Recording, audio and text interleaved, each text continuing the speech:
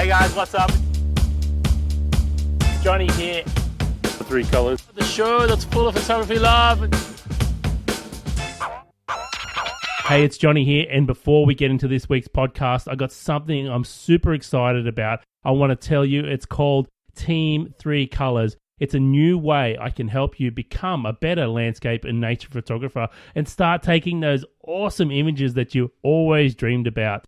Are you ready to master Lightroom and Photoshop and start processing your images like a pro? Are you ready to discover the secrets the pros use for capturing beautiful images in the field? If this sounds like something that you want in your life and you want in your photography, man, I tell you, I've got the place. It's called Team Three Colors. So what do you get? Once you get into Team Three Colors, you'll see there's a backlog of content, case studies, real world case studies where I've been out in the field and I take you behind the scenes and go through my thought patterns and the settings I use and the reason why I choose a composition and the time of day I'm there and help you discover how to read the light. And you also get lots of Lightroom and Photoshop love. You see me capture stuff from the field and take it all the way through post-processing to the final image. And I'm super excited about this. I'm in there answering questions all the time, and you become part of a community of photographers learning and growing and getting inspired and motivated with your photography together. As you can see, I'm super pumped about this. If you want to find out more, head over to threecolors.co/team, and I'll see you there, man. Let's get into this week's show. Hey there, what's up? It's Johnny here, and welcome to another episode of the Three Colors podcast, the show that's full of photography love. And I am really excited today. I've got someone I've been following on the interwebs for a long time, and it's so nice to finally talk to her. It's Laurie Rubin, and Laurie is an awesome nature and also aerial photography, which I'm just getting into. Laurie, welcome to the show. Thank you so much. It's great to be here. Yeah, awesome. So thanks so much for your time today. And I know my listeners are going to get a kick out of this because you've got some great tips around wildlife and aerial photography as well that I'm really excited to talk to you about. Laurie, if people don't know, just give you your 2-minute bio or so people have got some background.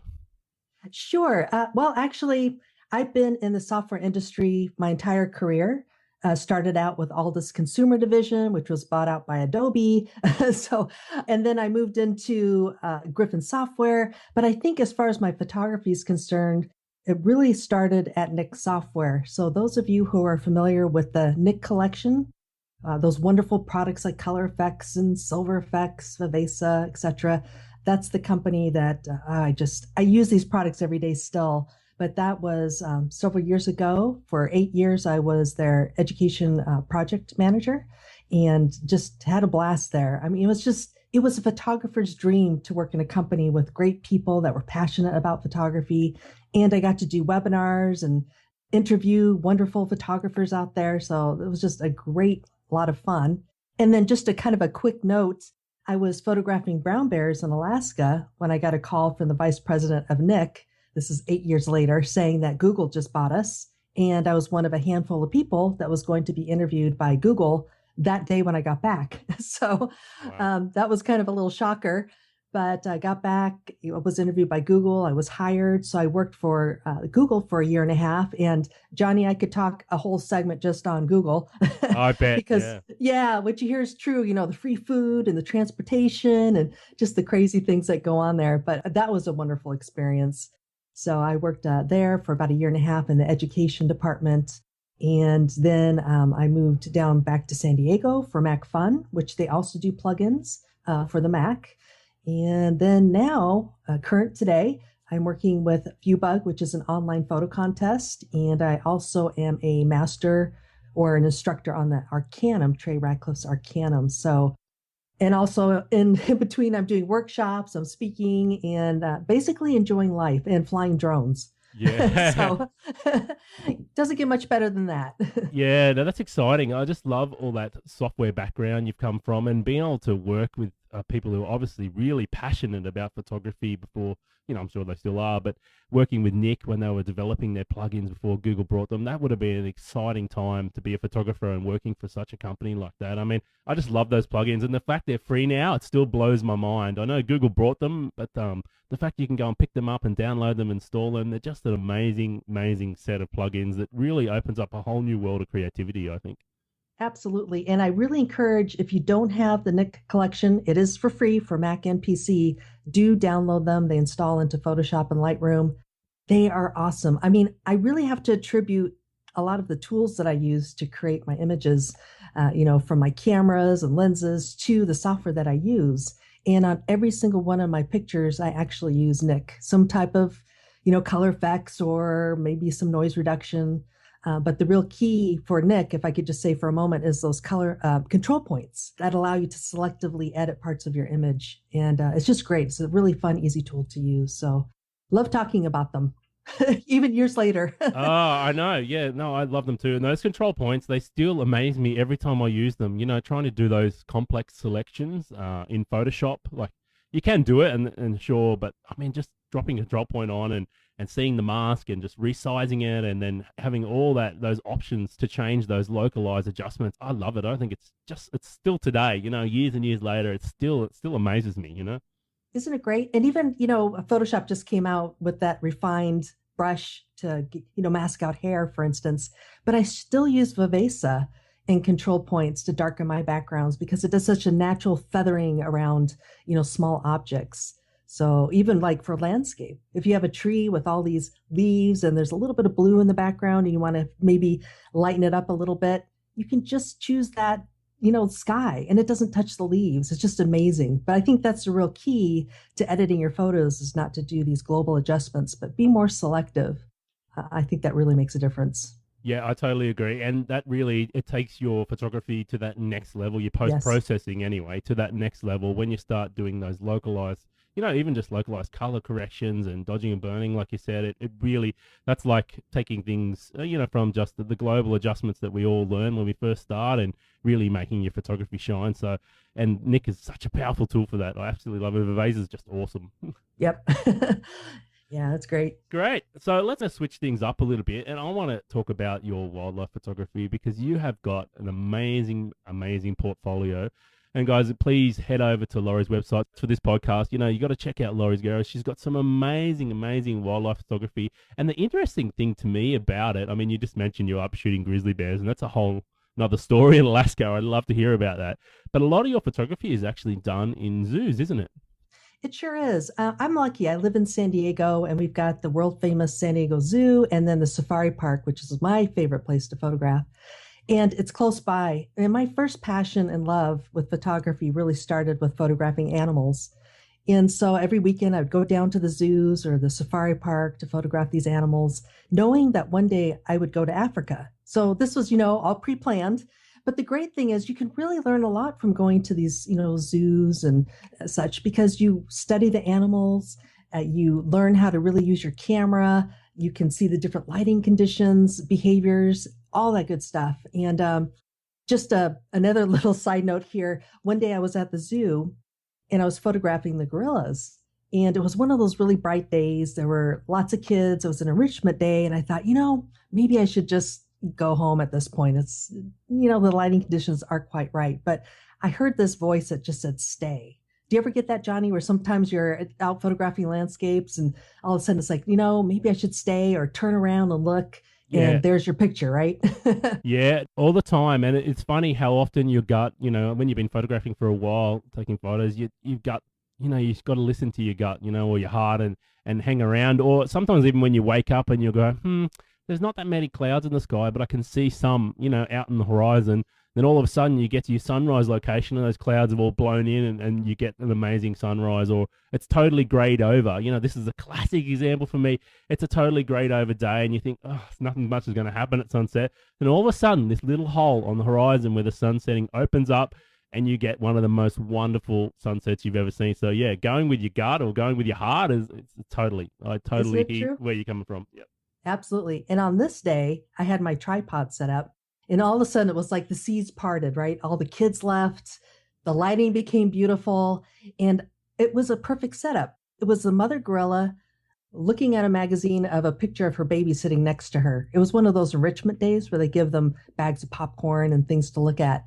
So it was a really unique shot. And my friend, Piper McKay, told me, look, you've got to enter this into the Winland Smith Rice Awards. which are pretty huge here in the United States. It's actually an international award. And it got first place for zoos and aquariums, got printed and hung in the Smithsonian. I got to speak at the Smithsonian, and if it was one of those days, I almost left. So I just encourage everyone, patience is key when it comes to photography, especially when it's animals to kids, to landscapes, whatever. You just have to be in the moment and really just kind of relax, let the moment happen. And so that's my kind of 15 minutes of fame right there that I keep using over and over again as an example. But I love that when that happens. It's such a great example too, and I totally agree. The one thing I love about getting out in nature is just the fact it does slow me down. A lot going on in life, and you're busy with work and busy with family and kids or whatever, and it gets you out there. Once I get the camera out, or once I get out in nature, it just slows me down. And it's almost like a meditation, I call it, Laurie. It's just I love that part about it, and being able to hear a story of where you did that exact same thing. You just slowed down, you went with your heart, and look what happened. It's just an amazing outcome. So yeah, that's great.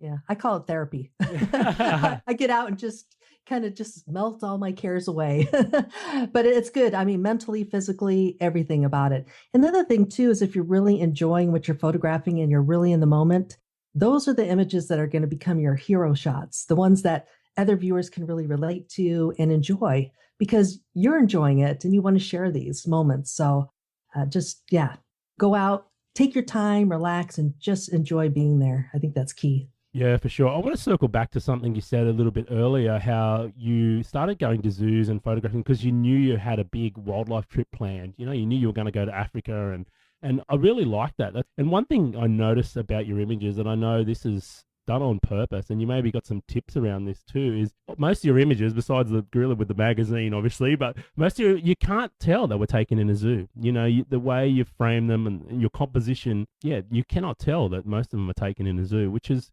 incredible. Have you got any tips around that sort of thing? Yeah, that's actually one of the things I really enjoy when I teach people shooting at zoos and such is to not include the hand of man. You want to make it look like it's in nature. And there's ways we can do that. One is to just really be aware of what is in your entire frame, not just your subject, not just the animal, but what's behind it. Sometimes moving a few feet can get rid of that, wire fence or, something that might be in the way. But really keep an eye on the entire image and crop in if you have to.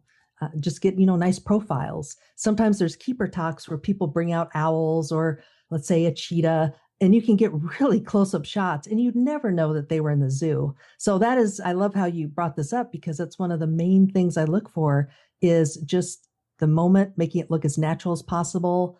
And except for like the zoo picture there, most of my images, you really hopefully can't tell if it was caught in the, zoo or outside. The other thing is manipulating the background. We have tools now where we can darken those backgrounds, kind of soften away some of those things that might be in the way. So post-processing also comes into play.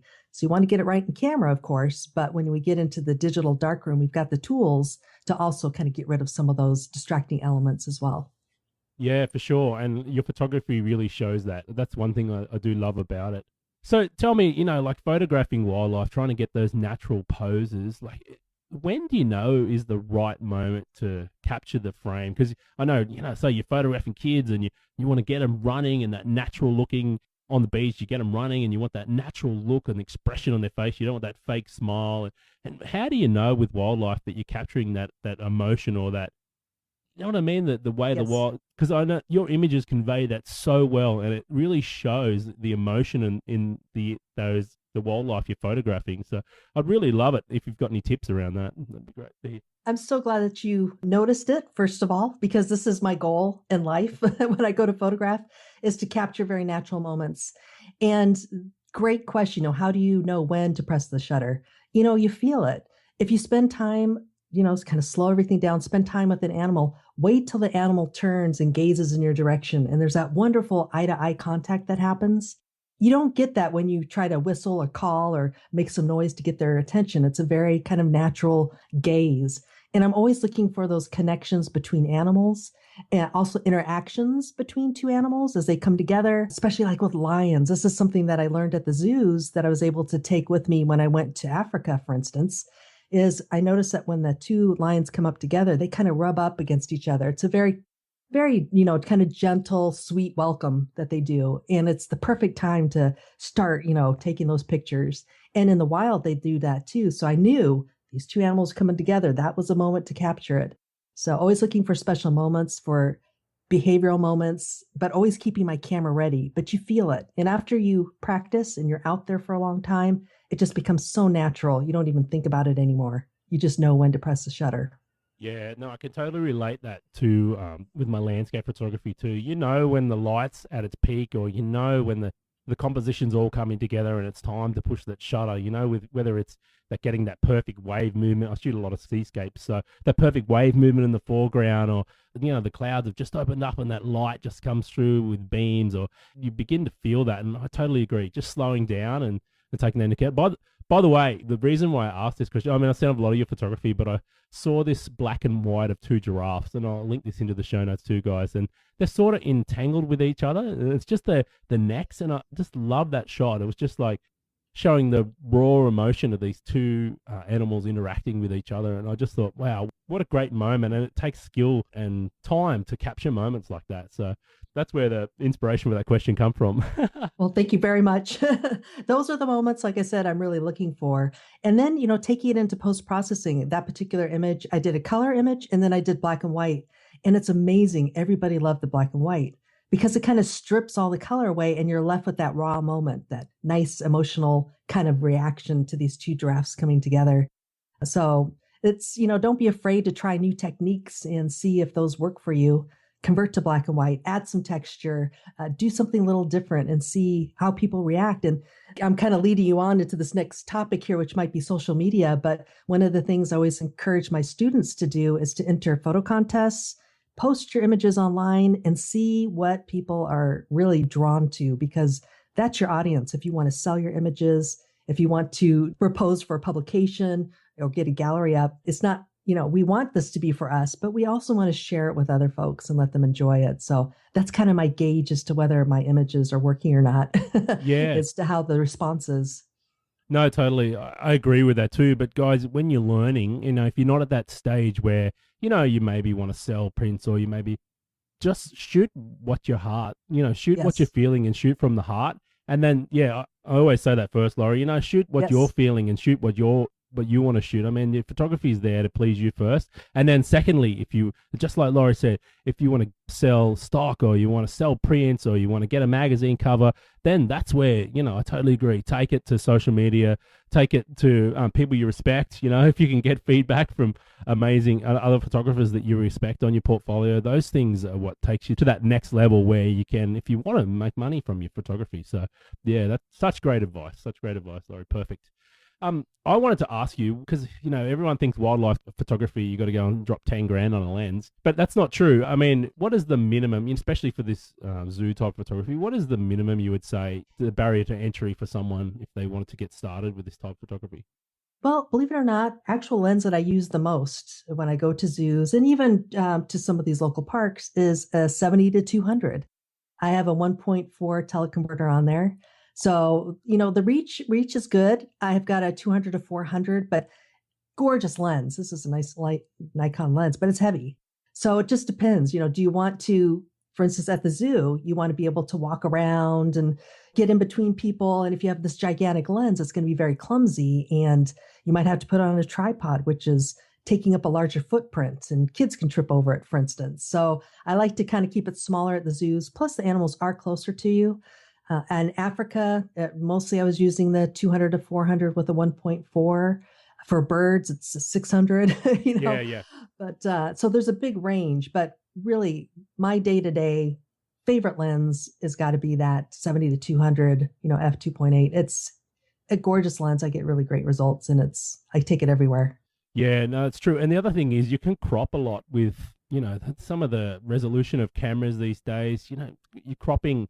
You've got the ability, I shoot with I've got a Sony camera I use now, the A7R2, and it's some ridiculous 42 megapixels or something, but just being able to crop in on that and still get a decent resolution image, I think, is another thing. I knew you were going to say the 70 to 200. I hadn't even asked you or pre-planned this question, but I knew, I just had a gut feeling that's what you were going to say. So the barrier to entry, isn't what you think. It isn't like thousands and thousands and thousands of dollars to buy this massive lens that you need to start, photographing some awesome wildlife at your local zoo.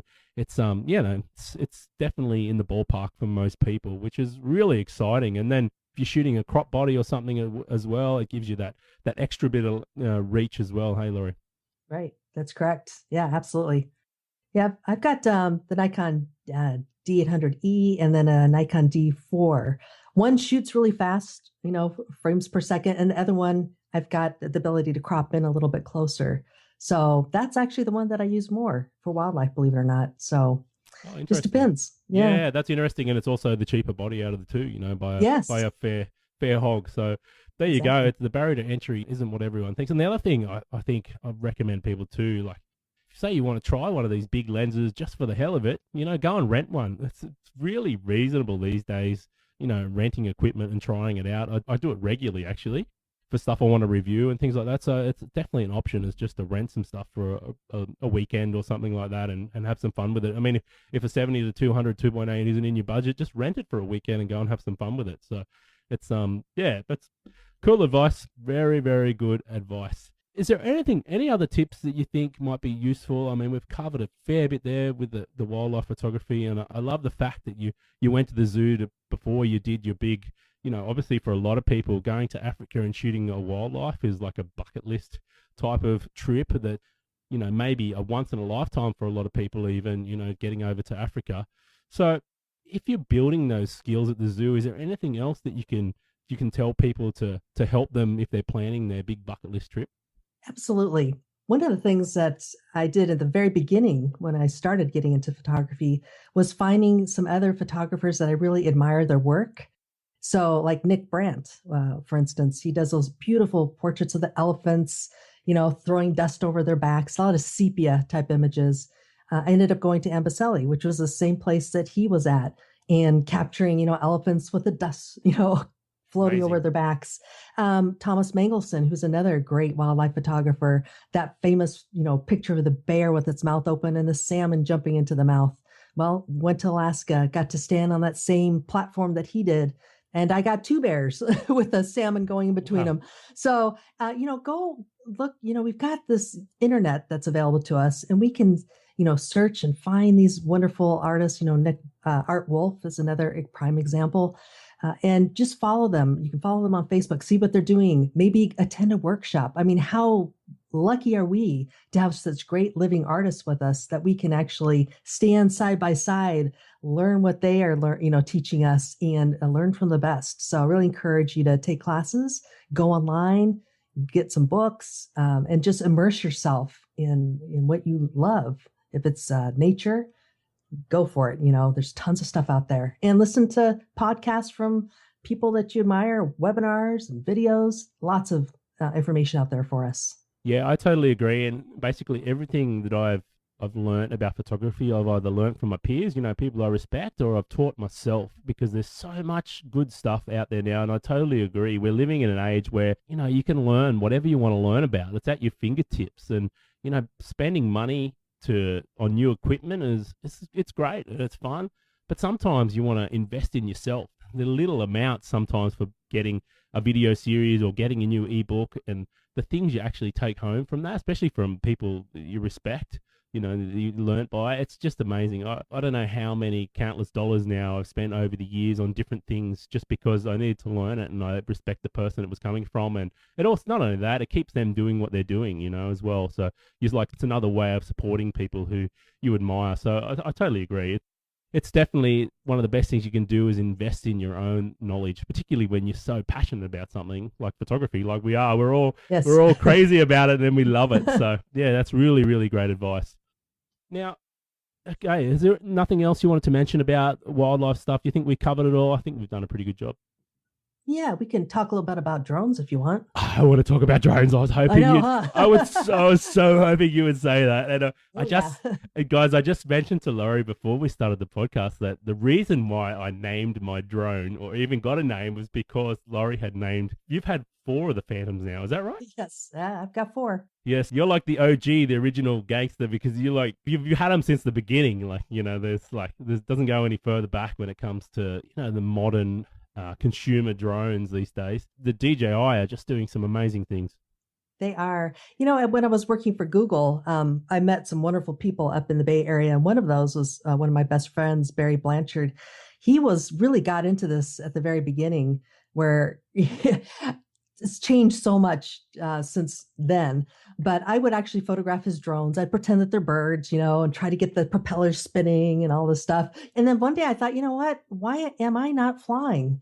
And I discovered, you can look at this little live preview, right, on your iPhone or iPad, and you can see the world from above and you can compose your images. You can go places you never could before. You're seeing your world from above. You're standing. And it's, Johny, it's very much like when I discovered macro photography, where you discover that little tiny world that's all around you. And it's amazing. And now with the drones and the wonderful technology, we're opened up to all this wonderful landscape and seascapes and deserts below us. And it's just amazing.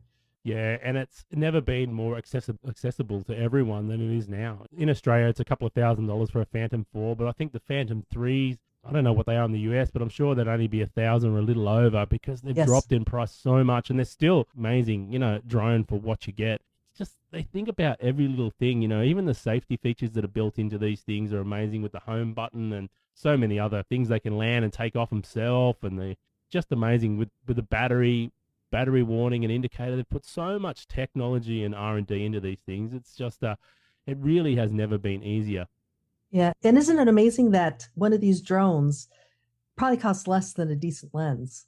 Yep. So, and it comes with the camera, it comes with the battery. The only thing you need to do is provide this smartphone or an iPad or something to view it on. But yeah, it's really, really amazing. And I've loved it. I've been flying, I think, for almost 4 years now. It's been.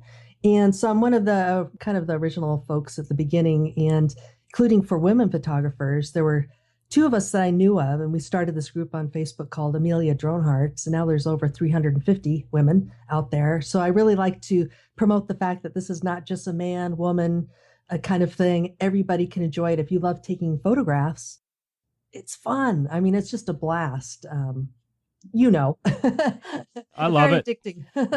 Yeah. So I've only been flying probably about 8 weeks now. So I've only got a couple of hours. It's really new to me. But actually, my work, I actually work for the Park Service here in Australia, Laurie, as a photographer, videographer, and we've added the drone into my arsenal here of stuff I can do. And I just did in Australia, we have like a governing body called CASA. This is a bit off topic, but anyway, I had to do my full license, for work, and it was almost like getting a pilot's license. It was one of the most hectic weeks I've ever been through. All this new stuff that I've never learned before, but I'll tell you what, once you get that drone up into the air and see the world from up above, it's so inspiring.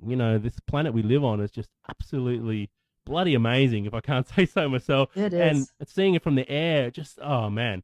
Just thinking about now, I got the hairs standing up on my neck, just looking down at the iPad, taking shots. And I put a little video together just of some of the first, and I'll link that into the show notes too, just about the ocean, moving up on the rocks. I call it the power. It's just, it's virtually my first video from the drone, so it's just, yeah, I'm loving it. I'm loving it. So have you got any tips for people who want to get into it, or how you can, what do you think is the first step? If you think you're interested in this area of photography, obviously getting one probably, or finding someone in your local area. Like you mentioned a Facebook group that you're part of. Like there's plenty of Facebook groups out there, and I'm sure anyone who wanted to go and see one of these things in flight would be able to find someone. Do you have any other tips maybe for people getting started? Mm-hmm. Yeah, well, there are meetup groups all over, and I would suggest going up to a meetup group. Maybe you can test fly one, go to a reseller that's selling these so you can see all the different varieties. I'm an evangelist for DJI. So besides them, I really do truly think they have the best drones out there. But, just getting out there, if you decide to get one, here's the biggest question I always get is, which one should I get? You've got your standard, advanced, pro, your Phantom 4s. There's now a bigger range than ever that we have to choose from if you're looking for a small quadcopter. I'm not talking about the big spreading wings, carrying the DSLR cameras, but, something that's nice and tidy. It's the prices, like you said, have dropped considerably. So, one of the things I always ask them is, do you plan to shoot video? A lot of these also shoot 4K video, which is fantastic. So for me, and even with cameras, I always find out, what do you want to shoot? What are you interested in? But I try to invest in the best that I can because I know that in a year or two, something else is going to come along and I want to make sure this lasts for as long as possible. Yeah, for sure. So now, as we're currently talking, the Phantom 4 is the latest and greatest Phantom, but it's got those extra features on it, like the avoidance that the Phantom 3 doesn't have, which is really nice. Some of these tracking, features, the snap-on propellers, you don't have to spin them anymore.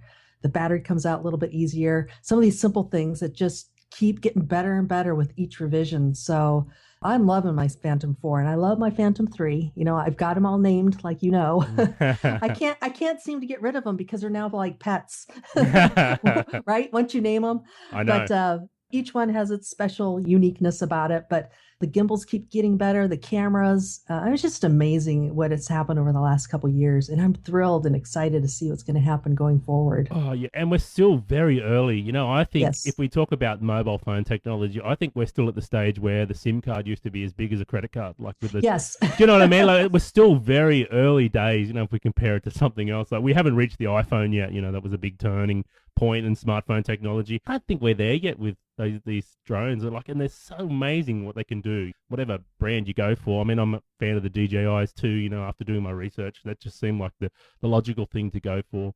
But one thing I really like about the DJI, and I think it's really smart, is how they've got an application on your phone that basically controls everything. Well, you've got normal control stick, but it controls all the camera and the view. You've got Google Maps overlay. It's got all your elevation and distances and all that data, histograms.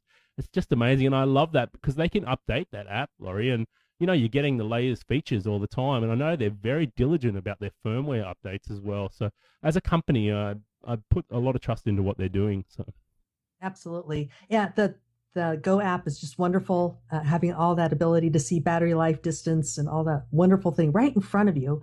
But also the controller itself has gotten better over the years. It feels like more like a camera. You can just, press instead of going to the menu to find certain things, adjusting your exposure and tilting the camera down with a single click of a button and things like that. So they're really improving the copter, the controller, their software is continually being updated. But it's pretty amazing what they've done so far. And I just love it.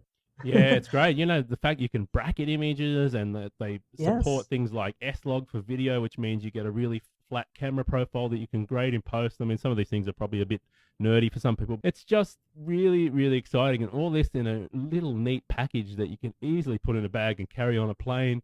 It's just, yeah, where this stuff is going, it's just blowing my mind. And, the fact that it's all talking to GPSs and all GPS locate, and you can just let the copter go and the thing just keeps itself in the place you left it. Like, it just hovers. Like, I don't know, all the filming I did for the film I was talking about, none of it has been stabilized. The platform is just so stable to even just. Isn't that incredible? It's insane. I can't believe it. Taking bracketed images in low light and the shutter speed even getting down to that places I would even not even think about hand holding my normal camera and still getting no camera shake and things like that. It's just, I don't know what they're doing there. It's some sort of magical voodoo, but it's incredible.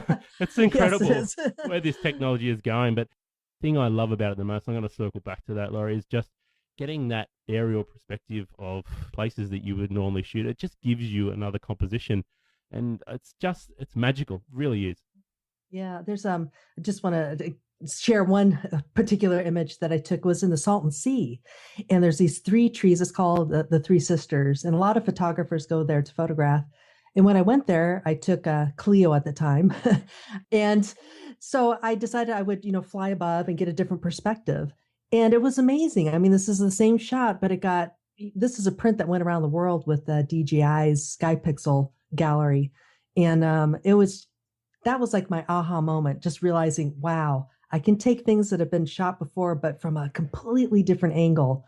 And it's just a whole new world. And it's just exciting. It is. It's really exciting. And I'm even impressed with the resolution. I think those Phantom 4s, are they 12 megapixel Yeah. RAWs? And, you bracket those things. There's no problem with dynamic range. You merge those things together in software or with Photoshop or whatever you like to do.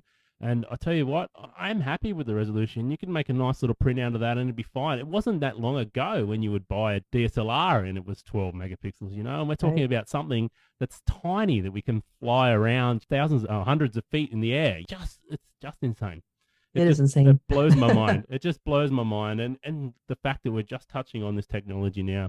So, Laurie, that is amazing. Is there any other tips for getting started with drones? You think anyone out there wants to get into it? Have you got any other tips? You think? Sometimes there are some events that happen in hopefully by your area.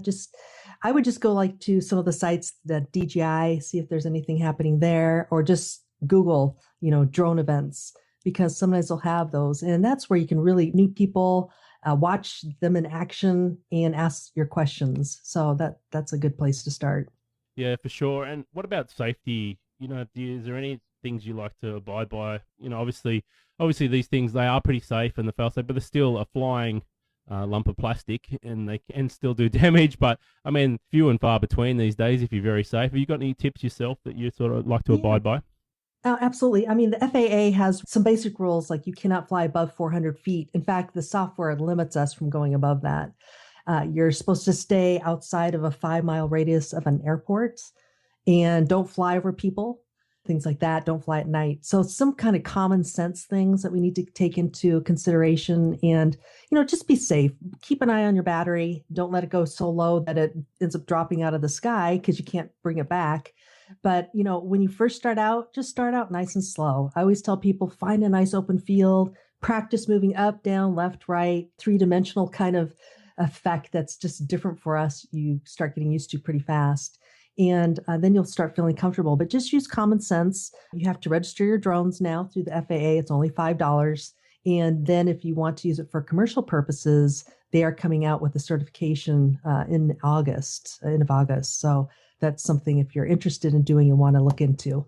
Yeah, very similar rules here in Australia as well. Actually, Okay. all those things you mentioned, we don't have to register our drones yet, but we've got some big changes coming to the laws in September actually as well. So yeah, it's going to open up I think it's going to relax the laws a little bit, but there still is things like around controlled airspace and things like that we need to be careful. And all those things you said, like your ceiling height, with 400 feet or 120 meters, we have to abide by that here as well. And I think it might be 10 nautical miles, which I'm not sure. Anyway, around airports and things like that.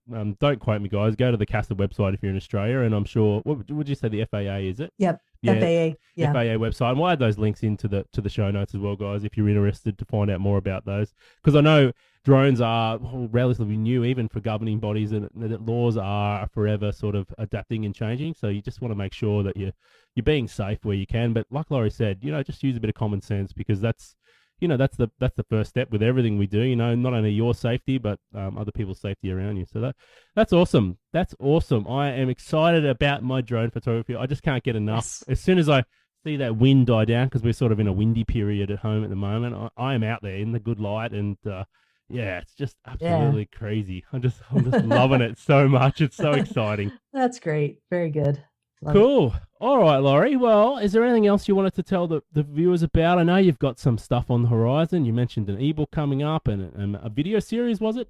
Yeah, well, it's a video tutorial. I'll be doing some things with Photoshop Cafe, a new ebook coming out, and also a video tutorial. If you go to my website, Images by Laurie, you can read about my workshops. There's a whole listing of things, including up and coming in October. I'm going to be in Texas. For those of you in the United States, we'll be doing animal photography. I'll be going to Iceland next year. Lots of things happening between now and then. So just check that out. If you have any questions, feel free to contact me. I've got my contact information there. And if you're ever interested in a mentorship program, I do teach through the Arcanum, which is a really wonderful way to interact online. We actually do hangouts and critiques, and I love watching people grow in their photography. That just gives me a smile from ear to ear when that happens. So it's a lot of fun. Yeah, no, that's awesome. You've got a lot going on. And please, when those the new learning materials are released, send me the link and I'll put it into my newsletter. Okay. I would love to let people know more about you. And guys, if you're on social media, which I bet you are, please look up Laurie Rubin, because if you want to be inspired, man, I tell you, I just look forward to your new wildlife and aerial photography all the time. You're doing some wonderful stuff and it keeps me inspired, actually. So thank you. Thank you so much. Yeah. Thanks for being on the show. I really appreciate it. And guys, all the links to everything we talked about will be over at 3colors.co/podcast. And be sure to check out what Laura's doing. She's doing some amazing stuff. And it's been so good to have you on the show. Thank you. Oh, thank you so much, Johny. It was my pleasure. And this has been Johny for the Three Colors Podcast, the show that's full of love, and we'll see you next time. Before I get out of here, I just wanted to tell you about some free stuff I want to send your way for being a listener to my podcast.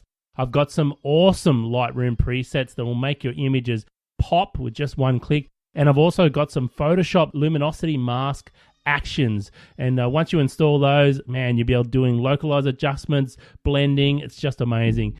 So head over to 3colors.co/free and check out those free things. It'll also put you on the Three Colors newsletter so you never miss anything new that comes from Three Colors.